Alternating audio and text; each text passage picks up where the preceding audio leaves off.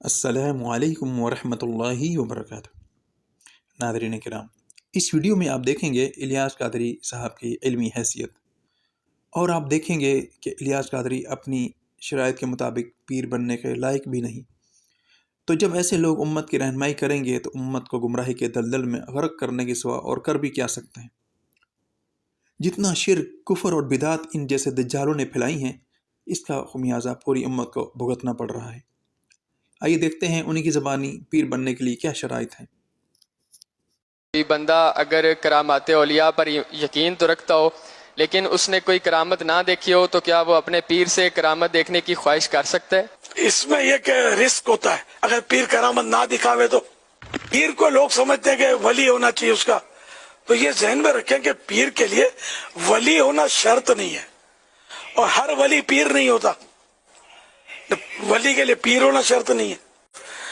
پیر کی 4 شرطیں ہیں کہ وہ سنی پکا ہو، صحیح العقیدہ سنی، اعلیٰ حضرت فرماتے ہیں، عالم ہو۔ تو ناظرین کرام، آپ نے دیکھا کہ پیر بننے کی شرائط میں سے ایک شرط عالم ہونا ہے۔ اب دیکھیں کیا الیاس قادری اس شرط پر پورا اترتے ہیں۔ انہی کی زبانی ملاحظہ فرمائیں کہ ان کی علمی حیثیت کیا ہے اور انہوں نے کتنا علم حاصل کیا ہے۔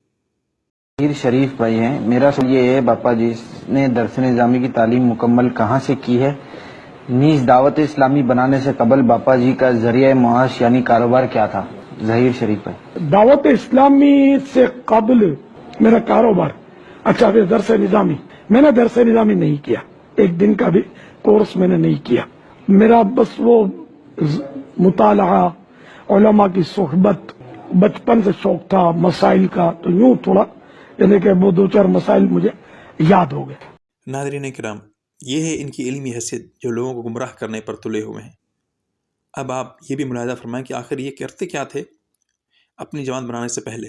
ناظرین کرام، ایک بات یاد رکھیں، حلال کام کرنے میں کوئی حرج نہیں ہے۔ ایک شخص کوئی بھی حلال روزگار کر سکتا ہے، لیکن حرج اس میں ہے کہ ایسے جھاڑو فروش شخص کو پیر بنا کر امت کا بیڑا غرق کر دیا جائے اور امت شرک کے دلدل میں غرق ہو جائے اور ایسے دجال لوگ امت کے رہبر و رہنما بن جائیں۔ تو ملاحظہ فرمائیں ان کی اپنی زبانی۔ رہا یہ کہ دعوت اسلامی سے پہلے میری جاب تو نہیں، میرا کاروبار، میں بچپن سے چونکہ یتیم تھا، ہم لوگ غریب تھے، تو میں نے آدھے دن کی 4 آنے میں نوکری کی ہے، چونی میں۔ چونی بھی اب پتہ نہیں سمجھتے، 1 روپے کا 1/4 حصہ، 1/4 روپی آدھے دن۔ پورا دن جیسے چھٹی ہے، پورے دن کی اگر نوکری کی، یہ آلو پیاز کی اور جو ٹھیے ہوتے ہیں سبزیوں کے، ان پر تو 8 آنے پورے دن کے، یعنی آدھا روپیہ۔ اس طرح پھر میں کچھ نہ کچھ وہ چیزیں بیچتا تھا، آلو، چھولے، مربے، سبزی بیچی ہے میں نے، اور کلفیاں بیچی ہیں، کئی یہ بچوں والے کاروبار میں نے کیے ہیں۔ پھر وہ جھاڑو بناتا تھا میں، تو اس طرح پھر عطر کا کاروبار۔ تو یوں شروع ہوا کہ میں نے غوث پاک کی ایک منقبت لکھی، سلام سلطان اولیاء کو ہمارا سلام ہو، اور اس کا خوبصورت ٹغرا بنوایا، اور ٹغرے میں نے یہ کچھ باتیں ٹغرے، تو ایک نوجوان آیا میرے پاس، اس نے کہا یہ ٹغرے پر ایڈریس لکھا تھا نور مسجد پر، میں نور مسجد میں امامت کرتا تھا، تو اس نے مجھے اتنی بڑی بوتل عطر کی تحفے میں دی، جو آیا تھا وہ غوث پاک کے دیوانے تھے وہ۔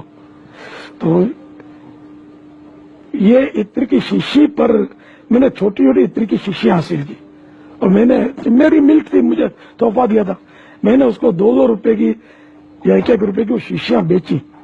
پھر میں اس کی دکان پہ گیا، میں نے کہا اب میں تم سے خریدوں گا عطر، تو میں نے عطر خریدا، لگانے کا پہلے سے شوق تھا مجھے، تو میں نے عطر خریدا، اور پھر میں نے بیگ میں رکھ کر عطر بیچنا شروع کیا۔ پھر کسی نے کہا عطر تو لوگ روز لگاتے نہیں، کبھی کبھی جمعے کو لگاتے ہیں، اگربتیاں دکانوں پہ جلتی ہیں، تو مسجدوں میں جلتی ہیں، تو مندروں میں جلتی ہیں، تو اس طرح مجھے کسی نے ذہن بنایا کہ تم اگربتیاں بھی ساتھ رکھو، میں اگربتیاں بناتا ہوں، میں تم کو دیا کروں گا۔ یار وہ بھی تاجر تھا، اس نے میرا ذہن بنا، میں نے اس کی اگربتیاں رکھنی شروع کی۔ تو پھر کسی نے مجھے اگربتیاں بنانی سکھا دی، تو میں